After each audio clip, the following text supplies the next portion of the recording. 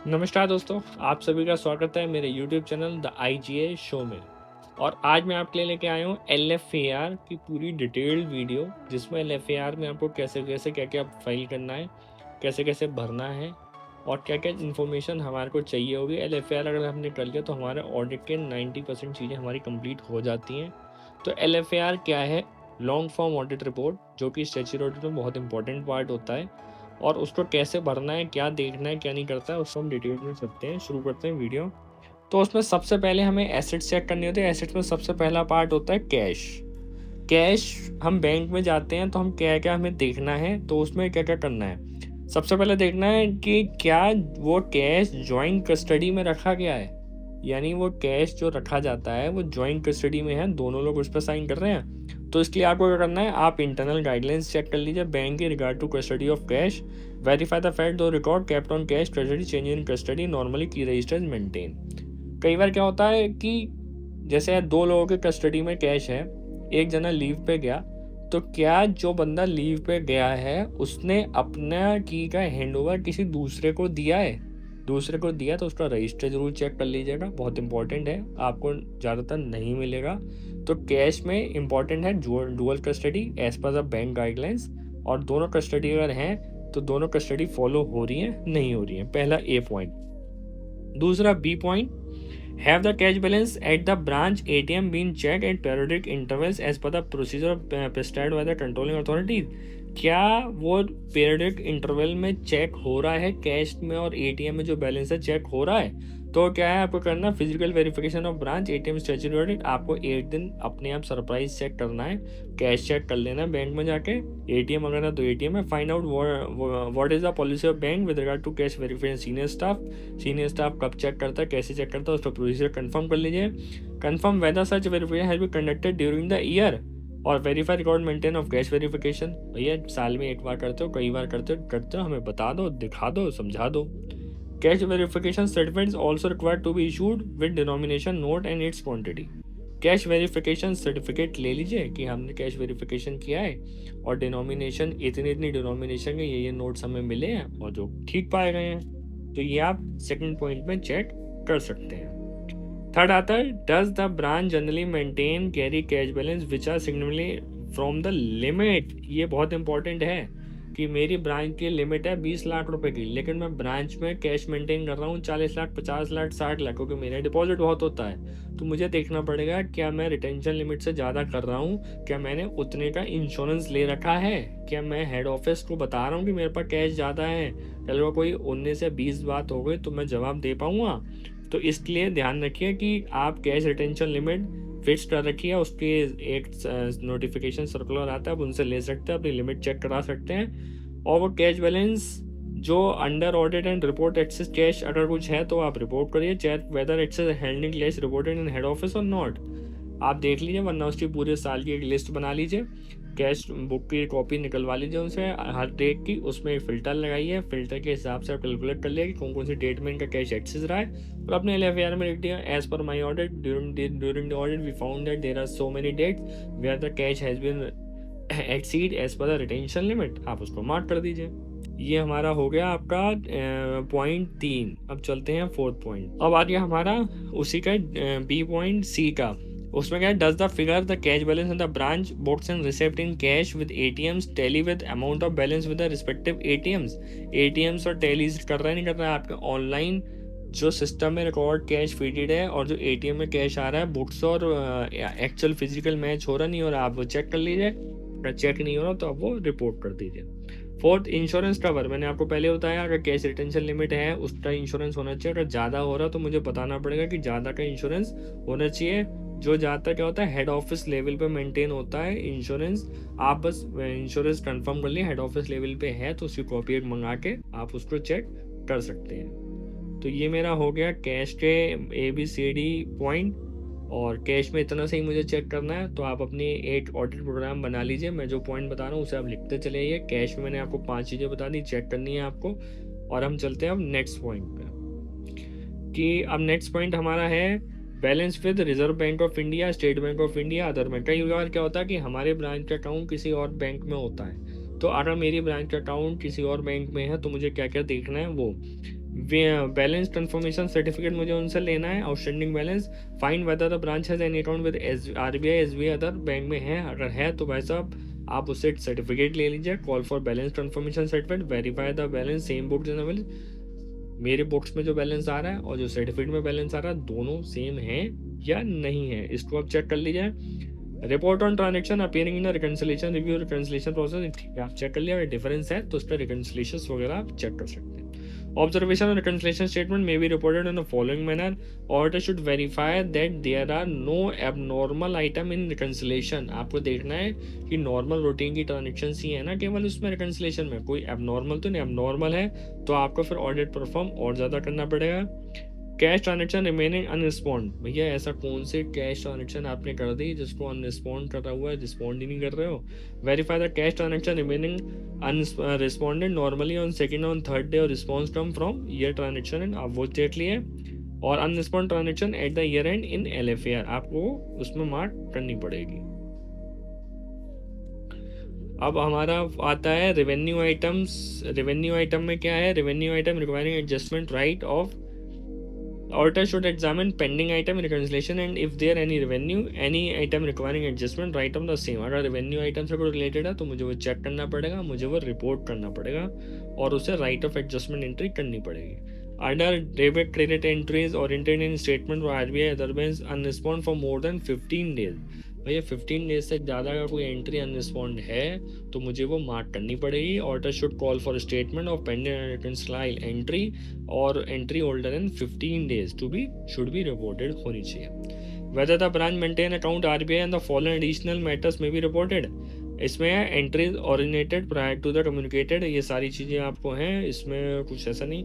तो RBI के currency chest और अदर एंट्रीज तो रिपोर्ट कर सकते हैं। जहाँ तक केसेस में आपको मिलेगा मेनली आपको देखना है कि जो बैंक में बैलेंस आ रहा है और जो सर्टिफिकेट में बैलेंस आ रहा है वो दोनों सेम है नहीं सेम है, कोई अब नॉर्मल ट्रांजेक्शन एंट्री तो आपको उसमें दिखाई नहीं दे रही है, कोई ऐसी एंट्री दिखाई नहीं दे रही जो 15 दिन से ज़्यादा उसमें पेंडिंग है, अगर वो पड़ गया तो आपको वो रिपोर्ट करनी पड़ेगी।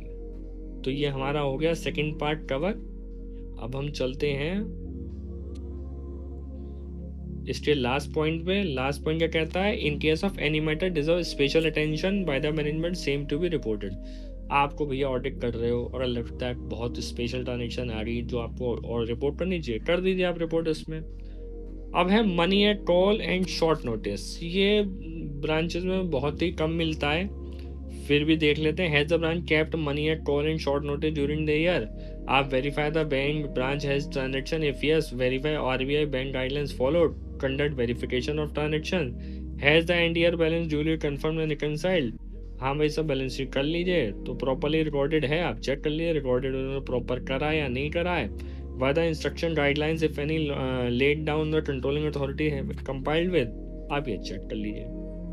अब हमारा आता है फोर्थ पॉइंट LFAR में which is called investment. Investment for branches outside India, अगर आपकी आउटसाइड इंडिया ब्रांचेस हैं तो आपको ये रिपोर्ट करना है, confirm with the management that branches having investment activities, if yes call for all guidelines as study RBI guideline, check whether the same are followed और not.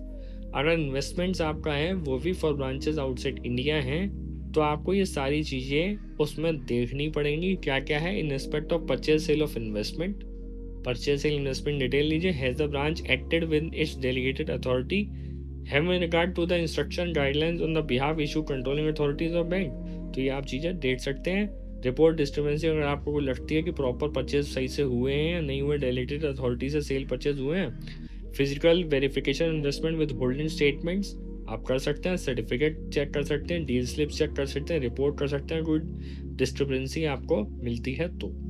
Have the investment held by the branch whether on its own account on behalf of the head office other branches made available for physical verification, अगर भाई साहब physical verification लिए available है तो आप physical verification सारा करिए, और फिजिकल वेरिफिकेशन और एक्चुअल में आपको जहाँ पे डिफरेंस दिखता है आप उसको रिपोर्ट कर सकते हैं।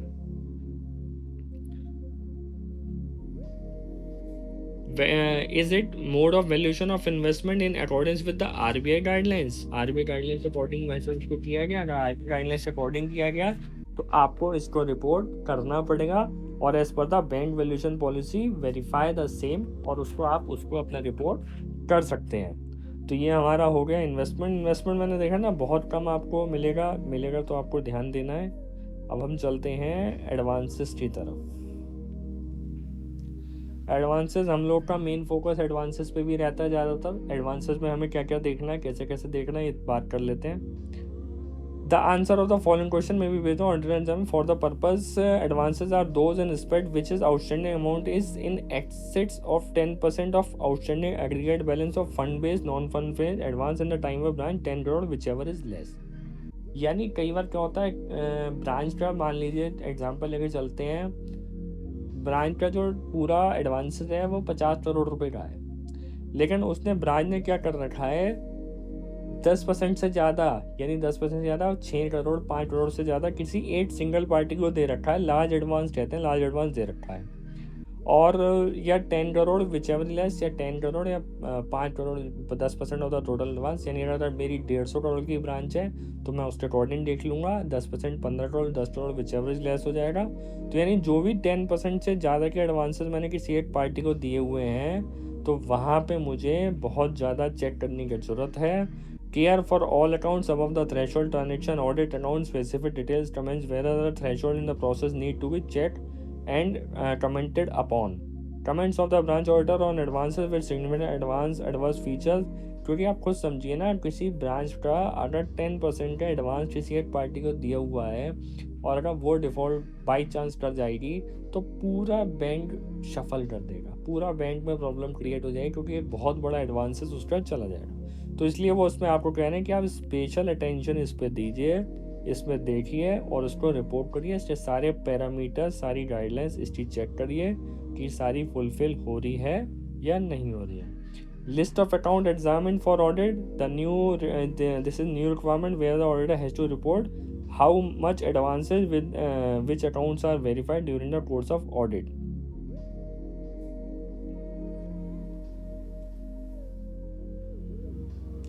Verified by the total advance and are to be mention. तो ये है आपके टोटल एडवांसेस। मैंने एक आपको पैराग्राफ बना के दिया आया हुआ है कि balance at the year of funded इतना है और नॉन फंडेड में इतना है, तो total C equal to A+B हो गया। Total outstanding of the branch adds Y, तो जेड एक्स वाई हो गया। परसेंटेज एग्जामिन कि भाई टोटल मतलब पार्टी वाइज आपने चेक कर लिया कितने परसेंटेज आ रही है, कितना परसेंटेज है, उसके अकॉर्डिंग आप उसको लार्ज एडवांसेस में कवर करके उसकी रिपोर्टिंग कर सकते हैं।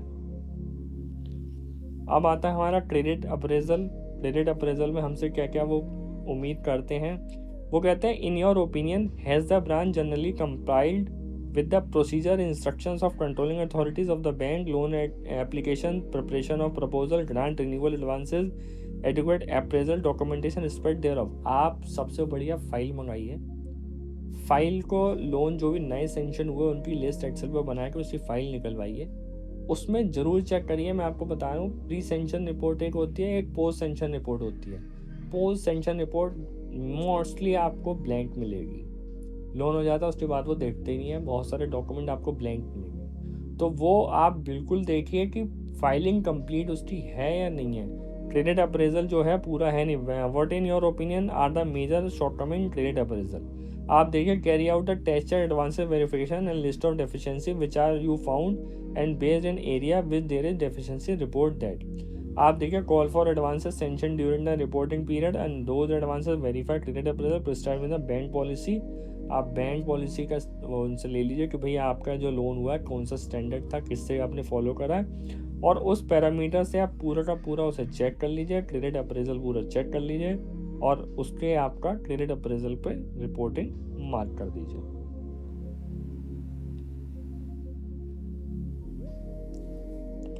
अब have you come cases of quick morality. Quick morality क्या होता है, आपने इसी साल लोन दिया और इसी साल वो गड़बड़ करने लग गया, यानी बहुत जल्दी दिक्कत आ गई उस लोन में। Have you come across quick mortality in accounts where the facility become non performing within period of 12 month. आपका लोन होते ही उसी साल वो गड़बड़ कर गया, तो date of first sanction detail of such accounts की आपकी डिटेल प्रोवाइड करनी है।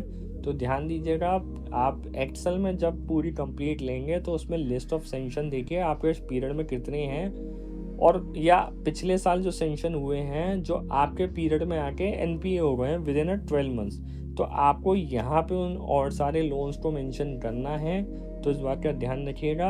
इसमें आपको अकाउंट नंबर चाहिए होगा, अकाउंट होल्डर नेम चाहिए होगा, balance at the year and चाहिए होगा, और IRC स्टेटस, और आपको ये सारी चीज़ें उसमें लिखनी पड़ेंगी।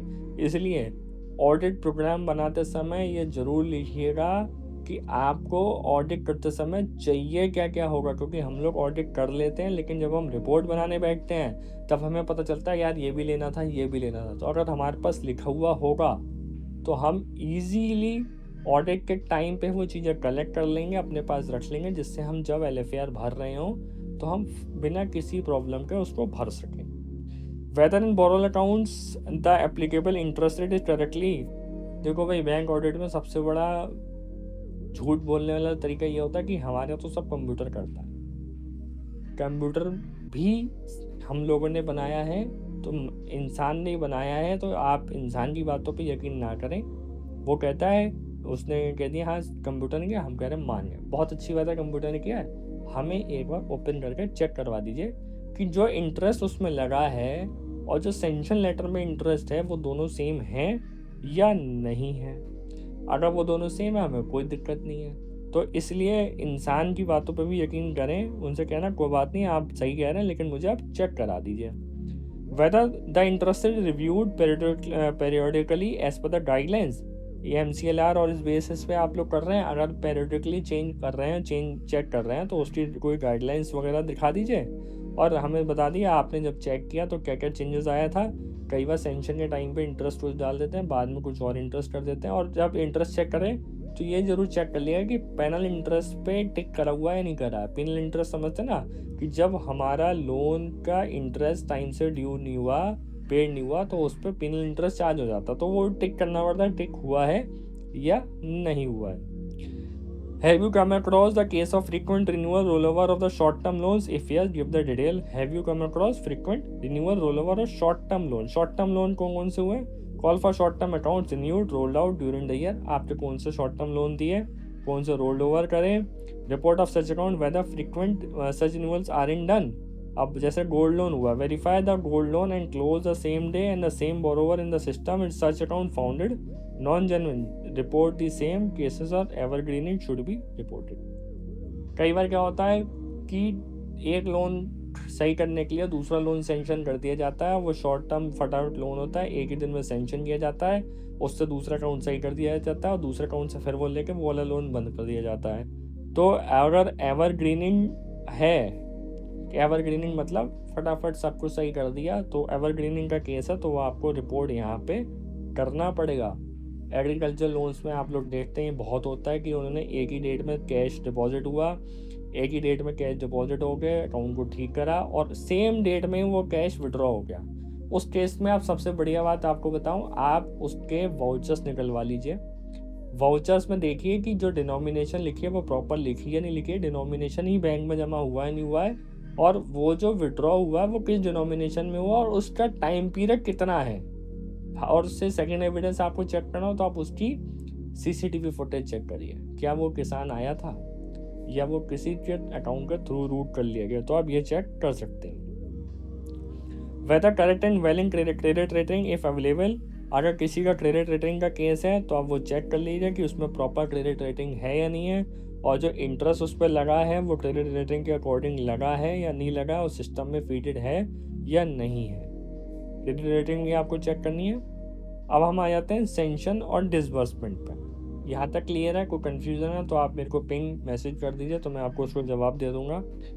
सेंक्शन डिसबर्समेंट, सेंक्शन कैसे होगा, डिसबर्समेंट कैसे होगा, वो देखते हैं। In the case of examine by you, have you come across क्या क्या credit facility have been sanction beyond the delegated authority और limit fix by the branch. मेरी ब्रांच की लिमिट है 2 करोड़ की लोन दे रहा हूँ मैं, 3 करोड़ का भैया कैसे दे रहा हूँ, तो मुझे देखना पड़ेगा कि मैं अपनी लिमिट में सेंक्शन करा है। Are such case promptly reported है हाई अथॉरिटी, अगर हुआ तो मैं हाई अथॉरिटी को बताया है।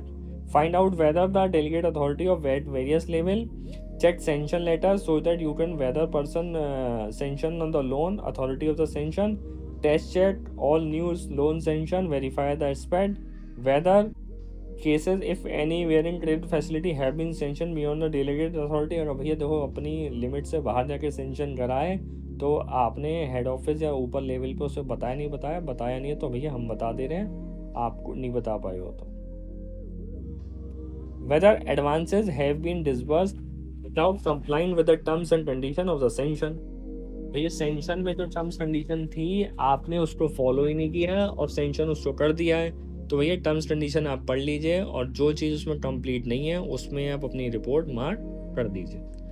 ज़्यादातर क्या होता है, जैसे प्री सेंशन रिपोर्ट नहीं भरी, पोस्ट सेंशन रिपोर्ट नहीं भरी, एफिडेविट्स वगैरह होते हैं वो कंप्लीट नहीं करे गए, फॉर्म्स हैं फॉर्म्स अधूरा रखा हुआ है, फ़ोटो लेके लगा दिया, फ़ोटो एफिट्स नहीं करी गई है, स्टैम्प पेपर हमारे कंप्लीट पूरे हैं नहीं है, एनईसी वैल्यूशन उसमें लगी नहीं लगी है, वो सारी चीज़ें आप चेक करिए। Did the bank provide loans to companies for buyback of shares, ये भी ध्यान रखिएगा कंपनी ने बायबैक के लिए करा नहीं करा है। तो call for the details of loan and he provided buyback of shares, buyback का भैया का कोई केस है तो वो भी आपको ध्यान रखना है, वो भी आपको LFAR में रिपोर्ट करना है। डॉक्यूमेंटेशन ऐसे 320 बहुत इंपॉर्टेंट है। In the case of examine by you have been come across, क्या क्या करना है। Credit facility release by the branch without execution of all necessary document. If आपने भाई साहब लोन दे दिया लेकिन डॉक्यूमेंट पूरे नहीं करे, आप बहुत जल्दी में थे कि पार्टी नाराज ना हो जाए और आपने लोन सेंक्शन कर दिया, तो वैसा उसमें ध्यान रखिए कि standard document to be executed and there are not completely failed and not executed properly report the same. Post sanction, pre sanction, affidavit, NEC, valuation, form filling, पूरी आपकी फाइल जो प्रॉपर प्रोसीजर्स फॉलो होने चाहिए वो complete नहीं है तो आप उसमें मेंशन करें। आपने लोन लिमिट जो उसमें सेंक्शन करी है, क्रेडिट अप्रेजल उसका पूरा प्रॉपर नहीं बनाया। Deficiency in documentation including non registration of charges and non obtaining of guarantee. If so, guarantor का आपने पेन आधार नहीं लिया, गारंटर की सिविल नहीं निकाली, सिविल चेक नहीं करी, सिविल वगैरह सब देख लीजिए, वो सब लिस्ट और डेफिशिएंसी उसमें लिखी है और रिपोर्ट कर दीजिए। आपने कार लोन दिया, कार लोन की फ़ोटो लगी नहीं लगी मैनेजर के साथ, उसकी चाबी एक ब्रांच में होनी चाहिए, प्रैक्टिकली वो होती नहीं है, आप वो चेक कर सकते हैं। घर उसने जो सेंक्शन किया है घर की फ़ोटो उसमें लगी नहीं लगी है तो एस्टीमेट लगा नहीं लगा, वो सारी चीज़ें आप चेक कर सकते हैं। Advances against lien of deposit have been granted without marking of lien, ये बहुत बड़ा होता है। मान लीजिए मैंने कार खरीदी बैंक से, तो बैंक का HP हाइपोथेटिकेशन मेरी RC के ऊपर चढ़ना चाहिए था कि ये जो प्रॉपर्टी है ये बैंक की है जब तक लोन पेमेंट नहीं हो जाता। तो क्या वो HP चढ़ी है उस गाड़ी पे या नहीं चढ़ी है, तो वो RC की कॉपी से आप चेक कर सकते हैं। इंश्योरेंस में भी चढ़ी होनी चाहिए, तो वो आपको देखना है लीन चढ़ा है क्या नहीं चढ़ा है। मान लीजिए FD अगेंस्ट में कोई लोन हुआ, FD के ऊपर लिखा ही नहीं गया कि ये अगेंस्ट लोन है हो गई है, इसके अगेंस्ट लोन हो गया है, पता चला हम तो लोन का ब्याज रिकवर करने ड्यू करे पड़े हैं, थोड़े टाइम बाद वो आया और FD मैच्योर करा के ले गया, हमें पता नहीं चला। अगर लीन होगी तो हमें पता चल जाएगा। तो आप ये चेक कर सकते हैं अगेंस्ट FD है, verify loan against FD guideline देख लीजिए, फिजिकल FD रिसीप्ट चेक कर लीजिए, CBS टर्म रिपोर्ट उसकी रिव्यू आप चेक कर सकते हैं। अब है रिव्यू, मॉनिटरिंग और सुपरविजन। रिव्यू, मॉनिटरिंग, सुपरविजन क्या है। आपने कंट्रोलिंग अथॉरिटी बैंक का periodic review of advances including periodic balance confirmation, acknowledgement of debt followed by the man. आपने मान लीजिए CC थी, तो CC में आपको क्वार्टरली स्टेटमेंट लेना होता है, कई केसेस में मंथली भी लेना होता है। तो आप मंथली उससे ले रहे हैं स्टेटमेंट, वो monthly statement quarterly statement check कर लीजिए क्या वो CSA अप्रूव्ड है नहीं है, between 3 to 6 month, over 6 month, ये आप देख लीजिए कि वो आ रहे नहीं आ रहे। इसमें एक बात और ध्यान रखिएगा कि जो डेटर की लिस्ट आ रही है हमारे पास वो पिछले कई सालों से सेम आ रही है, बस अमाउंट थोड़ी बहुत ऊपर नीचे कर दी जा रही है। तो ये देखिएगा क्या वो डेटर्स की रिकवरी हो रही है नहीं हो रही है, क्रेडिटर्स का पेमेंट हो रहा है नहीं हो रहा है। अब तो MSME एक्ट भी लग गया तो हमें वो भी ध्यान रखना पड़ेगा कि कहीं हमारे जो हम लोग लोन दे रहे हैं वो सेंक्शन जो करते हैं वो डेटर्स, क्रेडिटर्स और स्टॉक तीनों के बेस पे करते हैं, तो क्या वो तीनों हमारे पास एक्चुअल में सफिशिएंट हैं, उसको भी वेरीफाई करना है हमें रिव्यू, मॉनिटरिंग और सुपरविजन में। और अगर मुझे कोई डाउट लगता है, मेजर शॉर्टकमिंग मेरी कोई है, तो मुझे वो यहाँ पे रिपोर्ट करना पड़ेगा। Report such as blank complete loan document, मैंने आपको बताया, नॉन अवेलेबिलिटी और ओरिजिनल एग्रीमेंट। अब मैंने प्रॉपर्टी अगेंस्ट लोन करा है लेकिन प्रॉपर्टी की ओरिजिनल कॉपी मेरे पास है ही नहीं, तो भाई साहब प्रॉपर्टी की ओरिजिनल कॉपी भी मेरे पास होनी चाहिए, उसकी कॉपी भी मैं देख सकता हूँ। नो अल्टीमेट वैल्यूएशन रिपोर्ट नहीं है, टाइटल सर्टिफिकेट मैंने एनईसी निकलवाई, एनईसी की कॉपी भी नहीं है मेरी फाइल में। तो कोई भी लोन की फाइल आप चेक करें तो उनका एक लिस्ट ऑफ डॉक्यूमेंट्स होते हैं जो उसमें लगे होने चाहिए, वो आप बैंक वाले से मांग लें और वो लिस्ट ऑफ डॉक्यूमेंट के बेसिस पे पूरी फाइल को चेक कर लें। अगर कुछ रिपोर्टिंग है तो LFAR का पार्ट है वो। तो फाइल जब भी चेक करें वो लिस्ट लेके करें। एक स्टाफ की ड्यूटी स्पेशल इसी काम के लिए लगा दें कि भाई LFAR तुम सारी लोन फाइल चेक करो और इस पैरामीटर पे करो, जहाँ पे तुम्हें कमी लगे कर लीजिए, क्योंकि LFAR में लिखना है, आपको ध्यान रखना पड़ेगा।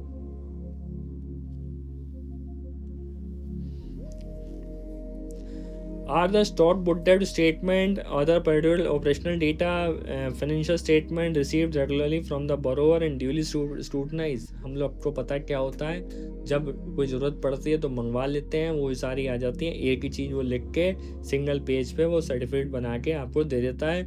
उसमें डेटा क्रेडिटर की डिटेल नहीं होती है, पूरी डिटेल नहीं होती, तो आपको वो चेक करनी है, क्योंकि stock and book debt statement submitted by the borrower, check financial statement submitted by the borrower, if bank has examined called explanation on these statement, click the same, verify the stock book debt statement have been submitted with the complete details along with the movements, compare credit and account, sales and financial statement, receivable and अब मेरी debtor से 5 करोड़ रुपए के लेकिन cell है 4 करोड़ रुपए की, क्या ये पॉसिबल है? तो मुझे वो देखना पड़ेगा क्या वो डेटर जेन्युइन मेरे हैं भी या नहीं है, या मैं सिर्फ बिलिंग का काम कर रहा हूँ और मैं कर ही ना हूँ। Is DP properly calculated? Stock के बेस पर डीपी कैलकुलेट करी है, क्या वो डीपी हर बार रेक्टिफाई करी जा रही है? क्या डीपी जो मेरी कैलकुलेट होनी चाहिए थी, जो क्रेडिटर डेटा की वजह से कम हुई, लेकिन मैंने लोन ज़्यादा सेंक्शन कर रखा है, लोन मेरा ओवरड्यू हो रहा है, तो क्या वो डीपी मैंने रेक्टिफाई करी?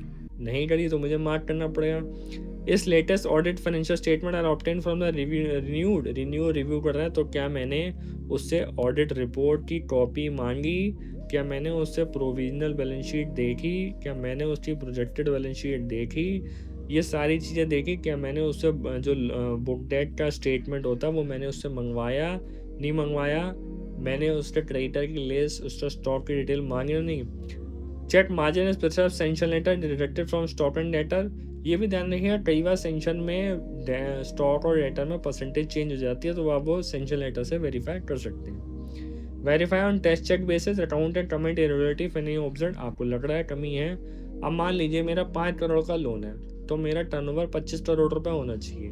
क्या 25 करोड़ रुपए का मैं मान के चल लेता हूँ, मैं 15 करोड़ मान लेता हूँ कि 15 करोड़ बैंक से होना चाहिए, 10 करोड़ मान लेते हैं कैश में करता है बिजनेस उसका, ऐसा है। क्या 15 करोड़ रुपए मेरे उस अकाउंट्स के थ्रू हो रहे हैं रूट? अगर नहीं हो रहे हैं तो मुझे वो देखना पड़ेगा कि आखिर उस बिजनेस को चल भी रहा है या नहीं चल रहा है, क्योंकि 5 करोड़ का लोन में कम से कम 15-25 करोड़ रुपए का टर्नओवर होना चाहिए। ऑडिटेड बैलेंस शीट में वो दिखा रहा है, लेकिन बैंक से रूट नहीं हो रहा है, तो भैया क्यों नहीं हो रहा, कहाँ जा रहा है? तो आपको वो ध्यान रखना पड़ेगा। Verify drawing power calculation, check accounts overdrawn or not, check accounting software whether DP is regularly updated or not, and comment if not updated। अब हर क्वार्टरली स्टेटमेंट आना चाहिए था, क्वार्टरली स्टेटमेंट आया नहीं। अब जब क्वार्टरली स्टेटमेंट ही नहीं आया तो भैया डीपी कहाँ से तुमने करी होगी? पुरानी वाली जो है वो चलती आ रही होगी। तो वो ध्यान रखना है कि भैया डीपी चेंज हो रही है नहीं हो रही है। चेक इम्प्लीकेशंस ऑफ एनपी और non submission of stock and data statement. Check implication आप देखिए भैया कि स्टॉक डेटर आ नहीं रहा है, 4 क्वार्टर्स आपके निकल गए, साल भर निकल गया, स्टॉक स्टेटमेंट आया नहीं। रिव्यू के टाइम पे साल में एक बार आ जाता था, वो बीच में आते नहीं थे, तो डीपी जब कैलकुलेट ही नहीं हो रही तो सेम डीपी चली आ रही है। तो आप देख लीजिए भैया, अगर इसमें पैरामीटर्स पूरे हो रहे हैं, एनपीए करना है नहीं करना है, ये आपकी कॉल है। If the statement submitted late, check panel interest आप देख लीजिए कि उसके अकाउंट में टिक लगा नहीं लगा, टिक लगा होगा तो पैनल इंटरेस्ट चार्ज हो रहा होगा। तो ये सारी चीज़ें आपको उसमें चेक करनी पड़ेंगी। Whether there is exist of system obtaining reports on stock audits periodically, bank should prescribe system carrying out stock audit of advances. If so, whether the branch is compiled with such system, check bank's requirement to conduct stock audit. If stock audit required to be undertaken for a popular borrower's account, whether claim is undertaken or not. अगर वो parameter में आता है stock audit के, तो आप stock audit report मंगवा लीजिए, CST होगी, वो आप चेक कर लीजिए क्या ऑडिट के टाइम पे उनका स्टॉक सफिशिएंट था या नहीं था। Cases where stock audit was required but not was conducted, भैया अगर ऑडिट था तो कराया क्यों नहीं? Are carried out whether bank official are reviewed stock audit report and they have called explanation on negative remarks on borrowers, यानी stock audit हुआ लेकिन रिपोर्ट नेगेटिव हो गई। रिपोर्ट नेगेटिव हुई तो क्या ब्रांच मैनेजमेंट ने उसके ऊपर एक्शन लिया तो क्या एक्शन लिया? और where stock audit were conducted but no action were taken adverse feature, is any impact of account classification? अब मैंने स्टॉक ऑडिट कराया, स्टॉक ऑडिट में मेरे पास स्टॉक ही नहीं था। अब जब स्टॉक नहीं था तो जो बैंक में डेटर्स और क्रेडिटर की लिस्ट सबमिट हुई वो कैसे हुई? स्टॉक तो वो नहीं हुआ तो मेरी डीपी कैसे कैलकुलेट हुई? तो ये सारी चीज़ें आपस में इंटरलिंक हैं, तो आपको देखना पड़ेगा क्या ये एनपीए की कैटेगरी में क्लासिफिकेशन इसका एनपीए का हो रहा है या नहीं हो रहा है। अगर हो रहा तो आपको वो मार्क करना पड़ेगा। Indicated the cases of advance to non corporate entities with the limit beyond that is set by the bank where the branch has not obtained duly audited accounts of borrower. Take list of non-corporate borrowers with the limit set by bank. Check whether the all borrower have submitted audit. भैया audit financial statement अगर आपके हैं तो आप check कर लीजिए सारे submit हो रहे हैं टाइम से या नहीं हो रहे हैं। नहीं हो रहे हैं तो आपको LFAR में उसमें रिपोर्ट करना है। अब है, does the branch have on its record a due diligence report in the form and manner required by the Reserve Bank of India in respect of advances in a consortium or multiple banking arrangement? Consortium मतलब कि कोई 2-3 बैंकों ने मिलके एक party को loan दे रखा है तो उसके लिए कंसोर्टियम मिलजुल के लोन दे रखा है। तो क्या RBI की जो गाइडलाइंस थी, ड्यू डिलीजेंस थी, क्या वो फुलफिल हो रही थी? अगर वो फुलफिल हो रही थी तो आपको वो चेक करनी है। Give the list of account where such certificate report not obtain और नॉट अवेलेबल। तो आपको अपने ऑडिट प्रोग्राम में ये भी लिखना है कि कंसोर्टियम लोन अगर है तो मुझे वहाँ पे बहुत ज़्यादा ध्यान देना पड़ेगा, बहुत सारी रिपोर्ट मुझे चेक करनी पड़ेगी। Has the inspection of physical verification of security charged by the bank carried out by the branch on the procedure laid down by the controlling authority of the bank? Check guideline issued by the controlling authority. Physical verification of security charge verify whether the branch followed the same. Physical security verification आपको check करना है कि वो पूरा complete हो रहा है या नहीं हो रहा है। इंश्योरेंस पॉलिसी आपको सारी चेक करनी है, आपका जितना लोन है उतना इंश्योरेंस आपके यहाँ से कवरेज है उसकी या नहीं है। और अगर किसी लोन में आपको डाउट होता है कि मुझे लगता है कि मेरे उस अकाउंट में ट्रांजेक्शन्स नहीं हो रही हैं डिटेल्स, तो आप उसकी पार्टी की फिजिकल वेरिफिकेशन भी कर सकते हैं। आपको पावर है, आप फिजिकल वेरिफिकेशन 1-2 अगर असाइन कैसे लगता है आसपास की पार्टी और आपको लगता है गड़बड़ है तो आप वहाँ जाके चेक कर सकते हैं कि ये पार्टी प्रॉपर काम कर रही है या नहीं कर रही है, या जो बिजनेस दिखा रही है वही काम कर रही है, कोई और बिजनेस तो नहीं कर रही। In respect of advances examined by you, have you come across of the deficiency including the value of security, inspection thereof, any other adverse features, frequent overdrawing beyond the limits, inadequate insurance coverage? तो आप भी जब भी loan check करें तो देख लीजिए insurance coverage proper है या नहीं है। कई बार क्या होता है, बैंक का लोन है 5 करोड़ रुपए का लेकिन इंश्योरेंस कराया हुआ उन्होंने 2 करोड़ रुपए का। वो कहते हैं हमारे यहाँ स्टॉक जो है सीजनल होता है, हमारे यहाँ स्टॉक मेंटेन नहीं रहता है इतना। तो भाई ये गलती ना, बैंक का जितना लोन है उतने का इंश्योरेंस स्टॉक उनके पास होना भी चाहिए, सेंक्शन उतना कंप्लीट इंश्योरेंस भी होना चाहिए। इंश्योरेंस क्योंकि कई केसेस में मुझे मिला है, उन्होंने कह दिया हम पे तो सीजनल होता है, हम तो कुछ पीरियड का इंश्योरेंस कराते हैं। तो वही नहीं, अगर कहीं से गड़बड़ हुई तो इंश्योरेंस हमारे पे पूरा इनएडिक्वेट नहीं होना चाहिए, पूरा होना चाहिए। अगर मुझे लगता है कि सिक्योरिटी जो है वैल्यूशन जो लगी है या सिक्योरिटी जो है वो सफिशिएंट नहीं है उस लोन अमाउंट के, तो मेरे को इसमें रिपोर्ट करना पड़ेगा। Test way analyse the advance loan with their value of security, insurance cover, other factor help determine the loan drawing limit as per the bank guidelines. मुझे लगता है कि इसको जो डीपी है कम होनी चाहिए, स्टॉक स्टेटमेंट इसके पूरे नहीं है, डीपी इसकी कम होनी चाहिए, लेकिन डीपी पूरी है, वो पूरा यूटिलाइज कर रहा, तो मुझे वो भी रिपोर्ट करना पड़ेगा। Whether the branch has any red flag accounts, red flag account में जिसे डर है या खतरे के निशान जिसे हम कहते हैं, क्या कोई रेड फ्लैग अकाउंट्स ऐसे हैं जिसको पॉलिसी उसकी या रेड फ्लैग कर रखे हैं उसके ऊपर पॉलिसी ध्यान दे रहे हैं। गाइडलाइन रेड फ्लैग है any account, see whether the branch has been followed the same. आप अपने ऑडिट प्रोग्राम में लिख लिए रेड फ्लैग अकाउंट आपको पूछने हैं, अगर रेड फ्लैग अकाउंट्स मिलते हैं तो आप उसको चेक करिए। Comment on advanced features, consider significant top 5 standard large advances और for need management attention। भैया 5 बड़े अकाउंट अगर लोन के हैं तो उसको ज़रूर पूरी वेरीफाई कर लेना, और उसमें अगर मैनेजमेंट को ध्यान देना हो, मैनेजमेंट को कोई एडवाइस बताना हो तो मैनेजमेंट को आप पूरा बता दीजिएगा। In respect of leasing financing activities has the branch compiled the guideline issued by the controlling authority bank related security creation वगैरह। आप वो देख लीजिए कि सारी गाइडलाइन जो है फाइनेंसिंग लीजिंग एक्टिविटीज़ वाली procedure carried out by branch हो रहा नहीं हो रहा है, डॉक्यूमेंट प्रोसीजर सारे फॉलोड उसके हो रहे हैं या नहीं हो रहे हैं। अब नेक्स्ट पॉइंट पे चलते हैं, asset classification, provision of advance and resolution of stress assets. तो अब आपको आइडेंटिफिकेशन करना है एनपीएस, स्टैंडर्ड, सब स्टैंडर्ड, डाउटफुल, लॉस एसेट्स का। तो has the branch identified, bank ने क्या आइडेंटिफाई कर रखा है, तो verify classification type by branch, advances, standard, सब स्टैंडर्ड, डाउटफुल, ये सूट कर रखा है। म्यूचुअल इंटरवेंशन, ये सही है या नहीं है। Is identification classification in line with the norms of prescribed by the RBI, RBI के अकॉर्डिंग करा गया है, आप आरबीआई की गाइडलाइंस चेक कर लीजिए। Whether the branches following system classify into SMA 0, 1, 2, whether the auditor disagree with the branch classification। अगर देखो भाई दोनों में कोई डाउटफुल है, कोई क्रिएशन है, तो आपस में मिलकर उसे सॉर्ट आउट कर लीजिए कहाँ पे कंफ्यूजन हो रहा है। Also indicate whether required changes have been incorporated suggestion memos. तो भाई अगर आपने कोई एनपीए करा है, उसको समझ में नहीं आ रहा है, अब उसको समझ में आ गया तो एमओसी उसमें डालनी पड़ेगी। एमओसी में आपको इंटरेस्ट उसका रिवर्स कराना पड़ता है, वो इंटरेस्ट रिवर्स होगा। और एक सिर्फ एडवांस पे फोकस मत करिए, रेवेन्यू लीकेज पे भी फोकस जरूर करिएगा कि क्या हम ब्रांच का कोई रेवेन्यू लीकेज निकाल सकते हैं। मेरे ज़्यादातर केसेस में मैंने हर ब्रांच में 1-1.5 लाख रुपए की, 2 लाख रुपए की रेवेन्यू लीकेज निकाल देता हूँ। आप ये ज़रूर देखें कि रेवेन्यू लीकेज भी एक स्टाफ निकाल के दे तो एक बहुत अच्छा रिप्रेजेंटेशन जाता है कि हम सिर्फ एडवांसेस पे नहीं, हम पूरी बैंक की वर्किंग देखने आए हैं। हम बैंक का फ़ायदा भी कहीं कराना चाहिए तो हम बैंक का फ़ायदा करा के जाएंगे। तो list of accounts outstanding excess of 10 crore which have either downgraded, upgraded, standard, substandard. तो भाई साहब वो देखना पड़ेगा, call for list of account downgraded, upgraded, classified, non performing assets during the year, reason thereof reported here, advances above 10 crore. RBI guidelines income recognition की पूरी करी गई नहीं करी गई है, वो आपको पूरी चेक करनी पड़ेगी।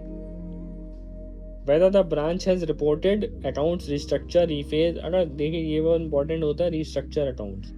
आपको रीस्ट्रक्चर और रीफेज अकाउंट अगर कोई है तो उसकी लिस्ट निकालनी पड़ेगी और उसमें देखना पड़ेगा कि रीस्ट्रक्चर और रीफेज की जो गाइडलाइंस हैं वो फुलफिल करी गई हैं नहीं करी गई हैं, या फिर सिर्फ एनपीए हो रहा था तो उसको रीस्ट्रक्चर कर दिया, रीफेज कर दिया बिना किसी पैरामीटर के, बिना किसी डॉक्यूमेंटेशन के। तो ये ज़रूर देखिएगा कि रीस्ट्रक्चर रीफेज जो हो रही है वो आरबीआई के गाइडलाइंस से है या नहीं है, आरबीआई का गाइडलाइंस फॉलो उसमें करी गई हैं या नहीं करी। Whether the upgradation in non performing advances in line with in the norms of RBI. मान लीजिए अकाउंट एनपीए हुआ, उसने क्या किया, कैश डिपॉजिट डाला, कैश डिपॉजिट डाल के उसको परफॉर्म कर दिया, बाद में कैश विड्रॉ कर लिया। तो भैया देख लो कि जो परफॉर्म हो रहा है एनपीए से बाहर आ रहा है तो क्या वो पैरामीटर फुलफिल कर रहा है सारे या नहीं कर रहा है। तो ये आपको अपग्रेडेशन ऑफ अकाउंट के बारे में लिखना पड़ेगा।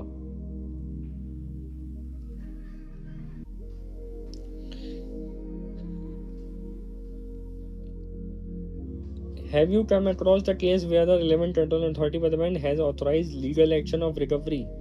भैया जो एनपीए हो गए उसमें लीगल रिकवरी का क्या प्रोसीजर फॉलो हो रहा है या नहीं हो रहा है, और लीगल रिकवरी का प्रोसीजर फॉलो हो रहा है तो वो क्या प्रोसीजर फॉलो हो रहा है, नोटिस वगैरह सब कुछ सर्व हो रहे हैं नहीं हो रहे हैं।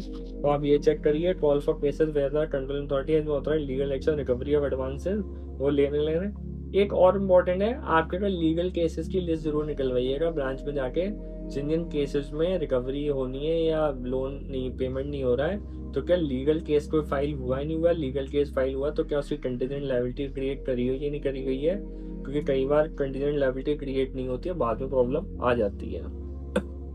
Whether the accounts of any account where the process IBC mandate but not initiated by the branch, कि भाई मैंडेट था लेकिन वो नहीं गया, call for cases where the IBC is maintain, तो वो सब आपको उसमें देखना पड़ेगा। Have appropriate claims of credit, ये आपका जो भी security guarantees call for details हैं वो सारी आपको इसमें LFAR में करनी पड़ेगी। माँ claim beginning of the year claim कितना आपने करा था, कितने नंबर ऑफ अकाउंट, अमाउंट कितने थे, फर्दर क्लेम लॉज आपने इस साल में कितने करे, टोटल कितने हो गए, अमाउंट एक्सेप्टेड और सेटल कितने हो गए और रिजेक्टेड कितने हो गए। तो टोटल आपको बैलेंस फॉर द ईयर आपको अपनी LFAR में रिपोर्ट करने पड़ेंगे।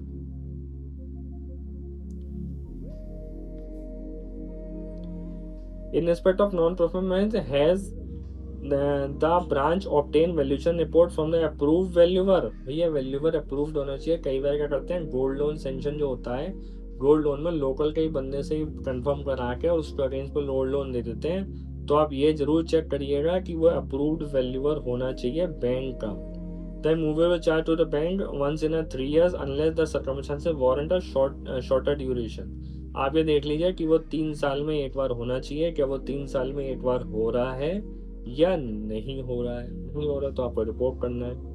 In the case examined by you, the branch complied with the recovery policy established by the Prudential Authority by the bank, respect of compromise settlement right of the cases, detail of the cases आप देख लीजिए और 50 लाख से ऊपर के जो भी cases हैं वो आप देख लीजिए। इसमें सारे जो डॉक्यूमेंट है प्रॉपर फॉलो करे गए हैं या नहीं करे गए हैं तो आप वो चेक कर लीजिए। Is the branch prompt and ensure execution decree obtained for the recovery from the defaulting borrower? Give age-wise analysis of decree obtained from the pending execution. तो भैया अगर कोई एज वाइज निकाल के दीजिए कितने टाइम से केसेस के पेंडिंग है, कितनी कितनी रिकवरी होगी, कितने कितना पेंडिंग है और क्या उसके ऊपर प्रोसीजर्स फॉलो करे जा रहे हैं। Whether in case concluded the recoveries have been properly appropriated against the principal interest of the debtor, तो call of list account whether recovery has been done, ये सारे आप चेक करिए। In case whether accounts are held centralised processing centre office receipt लो, तो ये head office से है तो हेड ऑफिस से चेक करा लीजिए। लिस्ट ऑफ मेजर डिफिशिएंसीज आप उसमें क्रेडिट की निकालिए और सारी इसमें मार्क कर दीजिए।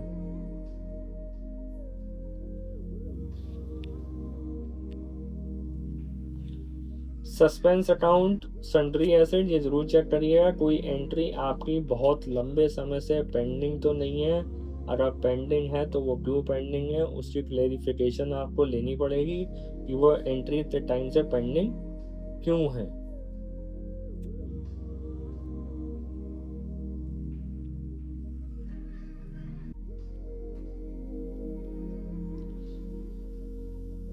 डिपॉजिट में आप बेसिकली उनके बैंक अकाउंट ओपन हुए हैं तो वो चेक कर सकते हैं। अब तो ब्रांचेस से भी ज़्यादातर हट गए हैं, रीजनल ऑफिस से ही बैंक अकाउंट्स वगैरह खोल रहे हैं, दूसरे सेंटर्स खोलते हैं वहाँ से अकाउंट खोल रहे हैं। तो वो डिपॉजिट पे भी अकाउंट्स आप चेक कर सकते हैं कि उसमें एज वगैरह सही लिखी गई नहीं लिखी गई है, क्योंकि FD पे जो इंटरेस्ट है वो FD है, सीनियर सिटीजन का अलग है उनका अलग है, तो वो सब आपको उसमें देखना पड़ेगा।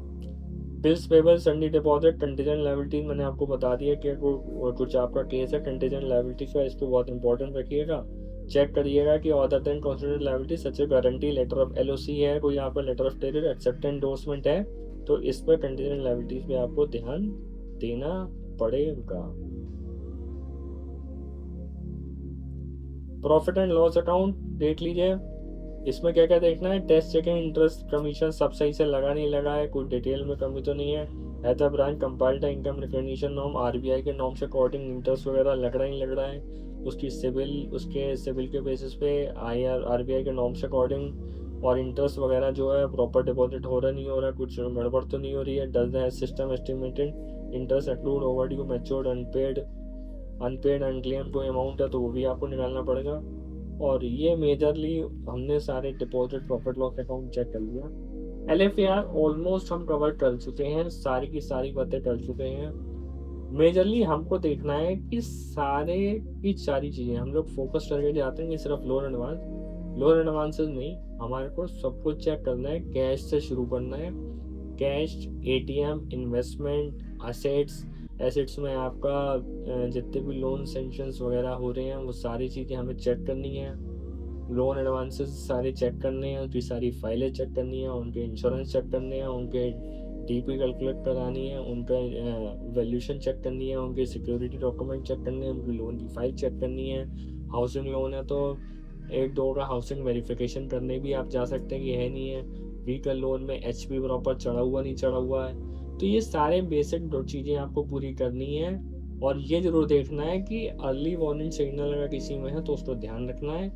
रेड फ्लैग अकाउंट्स पे आपको ध्यान रखना है और अगर एवरग्रीनिंग यानी दिखावा विंडो ड्रेसिंग हो रही है तो आपको उसको भी बहुत ध्यान रखना है। तो इससे हमारा एलएफआर कंप्लीट हो जाएगा।